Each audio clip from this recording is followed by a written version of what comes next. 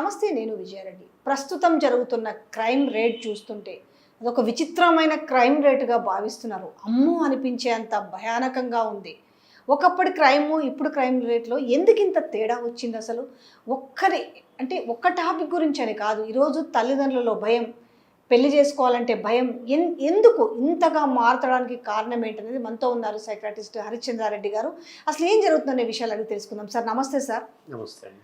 అంటే క్రైమ్ అనేది ఎప్పుడు ఉండేది, సరే దాని పర్సంటేజ్ ఎంత ఉంది, తక్కువ ఉందా ఎక్కువ ఉందని మాట్లాడుకుంటాం. బట్ ఇప్పుడు జరుగుతున్న విషయం చూస్తుంటే అంటే మనం ఈరోజు జరుగుతున్న ఒక కేసు గురించి మాట్లాడుకుంటున్నాం, కానీ ఎందుకు అంటే ఎక్కడికి పోయినా ఇవన్నీ చుట్టూ ఉన్నాయా అంటే పిల్లలు ఈరోజు పిల్లల్ని ఎట్లా పెంచాలి అనే దాని మీద ఒక అమ్మాయి, ఒక 16 ఏళ్ళ అమ్మాయి తల్లిని ప్రేమను నిరాకరించింది తల్లి అనేసి తల్లిని చాలా అంటే బ్రూటల్గా చంపిన విధానం. అంటే ఓవరాల్గా ఇది పెంపకంలో తప్ప, ప్రేమల లోపమా, ప్రేమ నిరాకరించిందనా, కూతురిది తప్ప తల్లి తప్ప? అంటే దీన్ని ఏం డిస్కస్ చేయగలుగుతాం దీని గురించి? ఇది నిజంగా ఒక వేకప్ కాల్ అండి సొసైటీకి. అంటే ఈ particular case is really something shocking లాగానే చెప్పాలంటే. ఇది మల్టీ లేయర్డ్ అండి చెప్పాలంటే. ఈ పర్టికులర్ కేసుగా మనం తీసుకుంటే broken family in it self ఒక రిస్క్ ఫ్యాక్టర్. బ్రోకెన్ ఫ్యామిలీ అంటే ఒక పేరెంట్ లేకపోవడం కానీ, లేకపోతే ఉన్నా హ్యాపీగా లేకపోవడం కానీ. సో ఈ పర్టికులర్ కేసులో ఫాదర్ లేడు, సో ఫాదర్ ఫిగర్ లేడు. ఒక అథారిటీ ఫిగర్ లేకుండా పిల్లల్ని పెంచడం, ఎస్పెషలీ గర్ల్స్ని పెంచడం, ఇట్ ఈస్ అంటే చాలా డిఫికల్ట్ ఇవాళ సొసైటీలో. ఆ మదర్ కూడా పాపం ఆమె పని చేసుకునేటామె, మేబీ డైలీ వేజ్ పైన ఉన్న మనిషి, అండ్ ఇవాళ రేపు ఫోన్లు లేకుండా లేరు పిల్లలు. సో ఈ ప్రాసెస్లో ఆమె ఏ ఏజ్లో ఫోన్లకి, సోషల్ మీడియాకి, ఫేస్బుక్, ఇన్స్టాగ్రామ్కి ఎక్స్పోజ్ అయిందో మనం వీ కెన్ ఇమాజిన్. సో అది వద్దు, అది వాడొద్దు అనే చెప్పేటోళ్ళు లేక, లేకపోతే ఇది నువ్వు రాంగ్ చేస్తున్నావు, ఈ టైంకి నువ్వు ఇంటికి వస్తలేవు, ఈ టైంకి నువ్వు ఫోన్ మాట్లాడుతున్నావు, ఇది చెప్పినా వినలేని పరిస్థితి ఆ అమ్మాయి డెవలప్ కావడం. సో ఇవన్నీ టుగెదర్ ఆమె నేనేంది, నాకు I can make my own decisions, నువ్వేంది నాకు చెప్పేది అనే దాంట్లో పెరిగి ఉండొచ్చు. Along with that the influence from external factor influence. ఇప్పుడు ఎవరైతే ఆమె boy friend or what ever ఉన్నాడో, వాడేమేమి చెప్పిండో, వాడేమేమి ట్రైన్ చేసిండో, లేకపోతే ఈమె ఫ్రెండ్స్ ఏం చెప్పిండ్రో, లేదు నువ్వు ఈ డెసిషన్, నీ లైఫ్. ఎందుకంటే ఒక రకమైన woke phenomena, feminism, lot of things in place. ఇవాళ రేపు జనరేషన్లో టిక్ టాక్ వీడియోస్ కానీ, ఇన్స్టాగ్రామ్ వీడియోస్లో నువ్వు ఒక ఇండివిజువల్వి, నీ డెసిషన్స్ నువ్వు తీసుకోవాలి, పేరెంట్ కంట్రోల్ ఉండొద్దు, ఇట్లాంటివి కూడా వస్తాయి. సో ఇప్పుడు 1000 మంది ఒక వీడియో చూస్తే, ఇట్లాంటి వీడియో ఏదన్నా, ఇంప్రెషనబుల్ పీపుల్ ఒక 10 మంది అని ఉంటారు. ఆ 10 మందిలో ఒక్కరు ఇట్లాంటి వాళ్ళు ఉంటారు. సో వాళ్ళకి ఇంకా జడ్జ్మెంట్ చేసే కెపాసిటీ ఉండదు. ఇది రైట్, ఇది రాంగ్, అమ్మ కదా, అమ్మ నన్ను పెంచింది కదా, కష్టపడ్డది కదా, ఇవన్నీ ఉండయి. అంటే ఆ ఇంపల్స్ పైన, వాళ్ళ ఓం క్షణికం ఆవేశం పైన వాళ్ళ కంట్రోల్ డెవలప్ కాదు ఆ ఏజ్లో. సో ఇవన్నీ ఫ్యాక్టర్స్ డెవలప్ అయ్యి నేను తప్పు చేస్తున్నా, ఇంత పెద్ద తప్పు చేస్తున్నా అనేది కూడా తను రియలైజ్ కాకుండా. కానీ ఈరోజు ఏదన్నా కావచ్చు, ఇప్పుడు సోషల్ మీడియా వివిధ రకాల ప్లాట్ఫామ్ బేస్లో ఉంది. అది మీరు అన్నట్టుగా ఇన్స్టా కావచ్చు, ఫేస్బుక్ కావచ్చు, లేకపోతే షేర్ చాట్స్ కావచ్చు, రకరకాలుగా ఉంది. ఇంత అందుబాటులో ఉన్నప్పుడు పిల్లలకు చేరకుండా, ఇప్పుడు ఆ అమ్మాయి కూడా అబ్బాయి ఇన్స్టాలోనే పరిచయం అయ్యాడు. దీన్ని అవాయిడ్ చేయడం కూడా ఈరోజు పేరెంట్స్కి కష్టతరమైంది. ఇవాళ ఈ ఫోన్లు ఇవ్వకపోతే సూసైడ్ చేసుకునే విధానం చూసినాం. నాకు మా అమ్మ ఫోన్ ఇవ్వలేదని మా నాన్న వద్దన్నాడు అని చెప్పేసి మనం ఆ కేసులను కూడా చూసినాం. బట్ ఇదేమో టోటల్లీగా డిఫరెంట్. ఏంటి అని అంటే, నన్ను పలానా అబ్బాయిని లవ్ చేయొద్దు అన్నదానికి ఇందులో అందరు కూడా 3 people ఆర్ మైనర్స్. ఎంత బ్రూటల్లీగా అంటే, ఒకసారి మెడకు చున్నీ వేసిన తర్వాత అమ్మ గిలగిలా కొట్టుకుంటుంటే అప్పటికైనా ఒక భయం వస్తుంది. కానీ మా అమ్మ ఇంకా చావలేదు అని చెప్పి పిలిచి సుత్తితోటి తల బాధ అంటే చాలా బ్రూటల్లీగా. అంటే ఇంత అంటే ఆ క్షణికావేశమేనా, ఆ తర్వాత ఏం ఆలోచిస్తారు, చేసే ముందు వీళ్ళ ఆలోచన పరిమితి ఏ విధంగా ఉండొచ్చు? So to start of me question స్టార్టింగ్లో సోషల్ మీడియాను అవాయిడ్ చేయలేము అనేది అన్ఫార్చునేట్ ట్రూత్. అది ఇవాళటి మన టైమ్స్ ఆఫ్ మనం ఉన్న టైంలో. ఎందుకంటే స్కూల్ అప్పటి నుంచే మన కమ్యూనికేషన్, పేరెంట్స్ నుంచి వచ్చే కమ్యూనికేషన్, స్కూల్ నుంచి వచ్చే కమ్యూనికేషన్, యాప్ డౌన్లోడ్ చేసుకోండి మీకు ఈ అప్డేట్స్ పంపిస్తాము, లేకపోతే పేరెంట్స్ ఒక WhatsApp group. So social media లేకుండా బతకడం అనేది almost nearly impossible. So yes, పిల్లల్ని మనము కంప్లీట్గా ఫోన్లు ఇంటర్నెట్ లేకుండా పెంచలేము. అండ్ కానీ ఒక్కటి పేరెంట్స్ ఏం చేయగలుగుతారు కొంచెం రెస్పాన్సిబుల్గా అంటే, అసలు ఏం చూస్తున్నారు అనే కొంచెం ఆ టైం తీసుకొని, అసలు నీ ఫోన్లో నా ఫోన్లో నువ్వు ఏమేమి చూస్తున్నావు, నీ చాటా లేకపోతే ఇంకేమన్నా వెబ్సైట్స్ విజిట్ చేస్తున్నావా, అసలు ఎందుకు ఇవి చూస్తున్నావు, ఏదైనా రాంగ్ చూస్తున్నారు అంటే అప్పటిదప్పుడు మనం చెప్పగలుగుతున్నామా, కరెక్ట్గా మెసేజ్ ఇవ్వగలుగుతున్నామా, ఇది రాంగ్ రా, ఇది తప్పురా, ఇది వద్దు, ఇది చేయకు. సో అది ఇయ్యలేని టైం లేని పరిస్థితి ఫస్ట్ ఆఫ్ ఆల్ పేరెంట్స్కి దగ్గర. ఫోన్ ఇచ్చేసి వాళ్ళ పని వాళ్ళు చేసుకోవడంలోనే ఎక్కువ అయిపోతుంది. So these are the negative side of అంటే సోషల్ మీడియా ఆర్ ఫోన్లు వాడకం అండ్ పేరెంట్స్ దానిపైన ఎక్కువ కంట్రోల్ లేకపోవడంది. ఇక మీరు the other part of the question, వీళ్ళు అంటే ఎంత బ్రూటల్గా చేయడము, ఆమె నాడ కొట్టుకోనాడు పడిపోయి ఉన్నప్పుడన్నా భయం రాకపోవడం అనేది, ఈ particular individual it could be ఏముంటుంది అంటే డెవలపింగ్ ఇయర్స్లో కాండక్ట్ డిజార్డర్ అనేది ఒక కండిషన్ ఉంటుంది, లేకపోతే అపోజిషనల్ డిఫరెన్స్. ఇవి సైకలాజికల్ టర్మ్స్. చిన్నప్పటి నుంచి అంటే ఇఫ్ యూ నోటీస్ కుక్క పిల్లల్ని కొట్టేస్తారు అంటే కొట్టి వాళ్ళకి మజా వస్తుంది, లేకపోతే పేపర్లు చింపడము, లేకపోతే పేపర్ మంట పెట్టడము, ఇట్లాంటి చిన్నప్పటి నుంచి యూ విల్ సీ అది నార్మల్ బిహేవియర్ కన్నా కొంచెం డీవియేట్ బిహేవియర్ ఉంటారు. సో వాళ్ళల్లో అమ్మైనా సరే చనిపోతుందైనా సరే ఆ టైంలో దే డోంట్ ఫైండ్, ఎందుకంటే వాళ్ళ పర్పస్ వాళ్ళ plan is different. So you and I మనం క్రిమినల్ మైండెడ్ లేం కాబట్టి మీరు అర్రే అట్లా అనిపించదా అని మీకు క్వశ్చన్ వచ్చిన. సో బట్ ఫర్ దెమ్ ఆ మూమెంట్లో దిస్ వెరీ లేడీ నన్ను అపోజ్ చేసిందా, నా లవ్ని యాక్సెప్ట్ చేయదా, అంతే దానికి కనిపించేది. అమ్మ లేదు, నన్ను పెంచిన అమ్మే కాదు, ఏం లేదు. So the brutality is evident. And so ఎక్కడనో సైన్స్ మిస్ అవుతున్నాం. అంటే చిన్నప్పటి నుంచి వాళ్ళ బిహేవియర్స్ని ఐదర్ ఇగ్నోర్ చేస్తున్నాం, ఏది వాడు స్కూల్ నుంచి మనకు కంప్లైంట్స్ వస్తున్నాయి, టీచర్ కంప్లైంట్ చేస్తుండు, పక్కన డిస్టర్బ్ చేస్తుండు, ఊకే కొడుతుండు, లేకపోతే ఏదో గ్యాంగ్ లాగా తిరుగుతుండ్రు అన్నప్పుడు మనం పోనీ టీచర్ ఏదో వాడు అట్లా అని we are ignoring that. So they develop into anti social persons.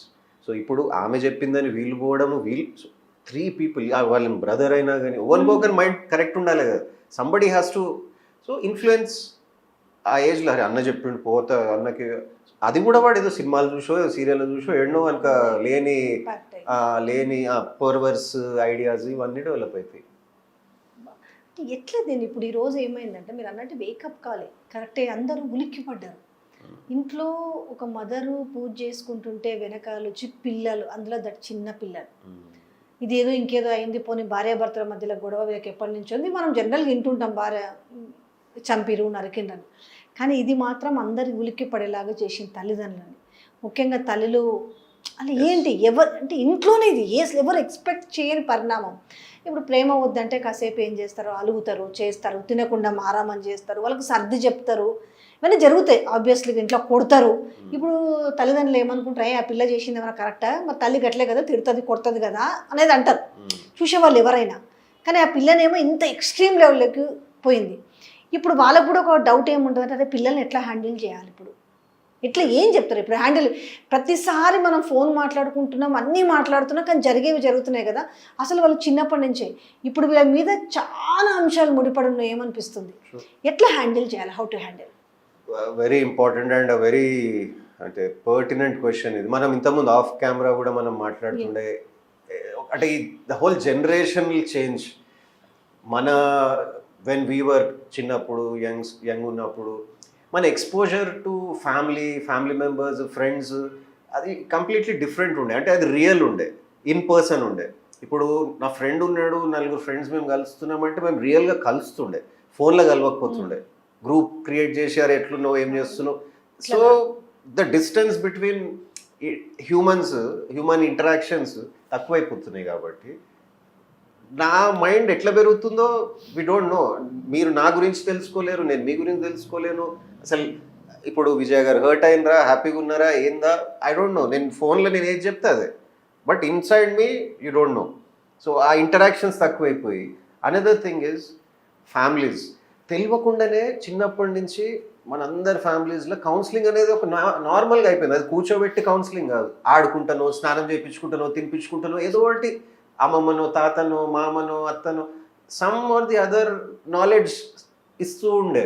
అంటే ఇది గుడ్, ఇది బ్యాడ్, స్కూళ్ళలో లీవ్ చేయవద్దు, ఇది ఇట్లా ఉండాలి, ఫ్రెండ్స్తో మంచిగా ఉండాలి, గొడవ పెట్టుకోకు, టైంకి నువ్వు ఇంటికి వచ్చేసి మధ్యలో ఏడికి పోకు. ఆల్ దీస్ ఇప్పుడు ఎవరు ఉన్నారంటే చెప్పేది మదర్. ఇంకోటి ఏంటంటే పేరెంటింగ్ స్టైల్ జనరేషన్, ఈ వెస్ట్ ఇన్ఫ్లుయెన్స్ ఇవన్నీ ఎట్లయిపోయినాయి మన దగ్గర అంటే మన కల్చర్కి కొంచెం దూరం పోతున్నాం. ఈ వెస్టర్న్ ఇన్ఫ్లుయెన్స్ వచ్చేసరికి ఫ్రెండ్స్ లాగా ఉండాలి పేరెంట్స్. పేరెంటింగ్ నేను ఇట్లా చేస్తా, I give him all the freedom. That doesn't work. We are seeing that. అంటే ఆ పేరెంట్ చిల్డ్రన్ ఆ డైనమిక్ అనేది మారిపోయింది అన్ఫార్చునేట్లీ. సో ఆ మారడం వల్ల భయం లేదు. నీకెంత తెలుసో నాకంత తెలుసు, నువ్వు ఫోన్లో చూసి చెప్తావు, నేను ఫోన్లోనే చూసి చెప్తా. సో ఆ రెస్పెక్ట్, భయము అది పోయేసరికి ఇంకా అథారిటీ ఎవరు? Who is above me? I'm my own boss. ఇట్లా థింక్ చేస్తారు. సో ఇట్లా థింక్ చేసేసరికి we're missing, just like we talked, that whole uh emotional bonding, human bonding with మన ఇమీడియట్ ఫ్యామిలీ మెంబర్స్. నాకేమన్నా దెబ్బ తాకితే సరే నాన్నకు చెప్తే ఏమన్నా అనుకుంటాడేమో, పోయి అన్నకు చెప్తా, లేకపోతే పోయి అత్తకు చెప్తా, అత్త నన్ను సంజాయిస్తుంది, అయిపోతుంది ఆడ, it settles a matter. So that bonding is missing. So ఈ పిల్లకి కూడా హూ ఇస్ దర్?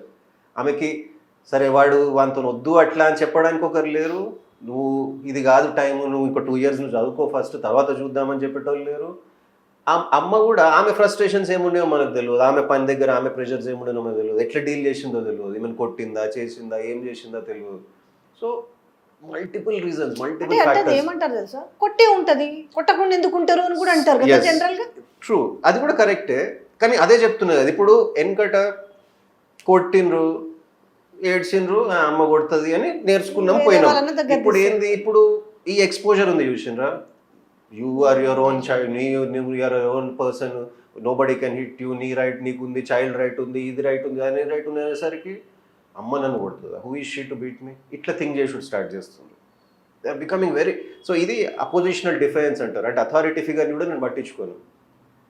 ఇందులో మరొక సంచలనం ఏం తెలుసా, అటువైపు ఇన్వాల్వ్ అయినరు కదా బాయ్స్, అక్కడ వాళ్ళ మదర్ని మాట్లాడిస్తే చెప్పిన అంశం ఏంటంటే ఆమె చంపుడే మంచిదైంది. ఆమె ఎంత ఈజియెస్ట్ వేలో చెప్తుందంటే జనరల్గా అవును అట్లా చేయకూడదు, నా కొడుకు కూడా అట్లా చేయకుండా ఉండాల్సి ఉండేనేమో, జనరల్ కొంచెం రిగ్రెట్ అవుతుంటారు కదా. లేదు, ఆమె ఎంత టార్చర్ పెట్టి ఉంటుంది, ఆ పిల్ల బయటకు వస్తే అన్నీ తెలుస్తాయి, రేపు నా కొడుకుది ఏం తప్పు లేదు, ఏమైతే బయటకు తెచ్చుకుంటా. ఇది తెలిసి తెలియనితనంతో మాట్లాడిందా, లేకపోతే ఆమెలో కాన్ఫిడెంట్ ఏందన్నది కూడా అర్థం కాలేదండి. నాకు చాలా అఫ్సోస్ అనిపించింది ఒక విధంగా. అది వి డోంట్ నో అది తను ఎందుకు అన్నదో, మళ్ళీ వాళ్ళ లీగల్ అడ్వైజర్ ఏమన్నా అట్లా స్టేట్మెంట్స్ చెప్పమన్నారో మనకి. అప్పటికే వాళ్ళకి లీగల్ అడ్వైజర్ వచ్చి ఉంటారా ఇమ్మీడియట్లీ? అంటే చాలా, ఎందుకంటే సెన్సేషనల్ కేసెస్ ఉన్నప్పుడు జనరలీ వెళ్తారు కదా, మేక్ హెడ్లైన్స్ కి ఛాన్స్ ఉంది కాబట్టి లీగల్ వాళ్ళు కూడా ముందుంటారు. సో కేసు తర్వాత ఏమవుతుందో మనకు తెలియదు, ఇప్పుడైతే ఇట్స్ హాట్ న్యూస్ కాబట్టి. బట్ అట్లా అన్నారు, సరే ఒకరు చెప్పిండ్రు అని ఈమె చెప్తుందంటే ఈమెకు తెలియలేదా అని మనం అనుకోవచ్చు. ఆమెలో బాధ కనిపించాలి కదా, ఆమెలో తప్పు చేసిన ఫీలింగ్, మా కొడుకు తప్పు చేసిండు అన్న ఫీలింగ్ అన్న కనపడాలి. ఒకరు చెప్పిండ్రు అని ఈమె మారిపోవద్దు అనుకోండి. But even then maybe the whole ఫ్యామిలీకి ఓ యాంటీ సోషల్ ట్రేటే ఉందేమో వాళ్ళ మెంటాలిటీ. ఇంట్లో అదే అదే ఇంట్లో జనరల్ వేరే. మనము ఇంతకుముందు డిఫరెంట్ కేసెస్ చూస్తే ఏం అప్పలిగాడు ఇట్లా కాదు, నిజంగా పిల్లోడు తప్పు చేస్తే ఉరి తీయాలి, ఇట్లాంటి మాటలు మాట్లాడుతుండే విన్నాం మనం. కానీ అసలు ఓకే నా కొడుకు తప్పు చేయలేదు అన్నంత వరకు కూడా ఫైన్, ఆమె చంపిందే మంచిదైంది అనే మాట, అంటే నిజంగానే వాళ్ళ ఫ్యామిలీ నేచర్ కూడా అట్లా ఉందా? పాసిబుల్ అండి, పాసిబుల్. ఇంతకుముందు బ్రోకెన్ ఫ్యామిలీస్ అన్నట్టే అన్హ్యాపీ ఫ్యామిలీస్ కూడా ఇప్పుడు చిన్నప్పటి నుంచి తండ్రి తల్లిని కొట్టుడు, లేకపోతే తండ్రి ఇంకో ఆమెతో ఉండు అనేది చూసుకుంటూ పెరిగినారు అనుకోండి, వాళ్ళకి అది నార్మల్ అనిపిస్తుంది. ఓ ఆడమని కొట్టాలి, నాన్న కొట్టలేదు అమ్మని, నార్మల్, అది కొట్టుడేమో తప్పు. సో ఆ అమ్మ కూడా అది పడుతుంది, ఏడుస్తుంది, ఆడనే ఉంటుంది, అట్లనే బాధపడుతుంది, అదే అయిపోతుంది. They saw that as they grow up. So they feel as a man నేను కొట్టుడు ఇస్ నార్మల్, ఇంకో ఆమెతో ఉండు నార్మల్. ఈ డెవలప్ బేసికలీ ఇక అంతా గ్రోయింగ్ అప్ ఇయర్స్లో మోడలింగ్ బిహేవియర్స్ అండి. నేను ఏం చూస్తున్నా అది నేను డెవలప్ చేసుకుంటాను. సో నేను ఎట్లా, సో మేబీ ఇప్పుడు మీరు అన్నట్టు వాళ్ళ ఫ్యామిలీలో ఏం హిస్టరీ ఉందో మనకు తెలియదు కదా.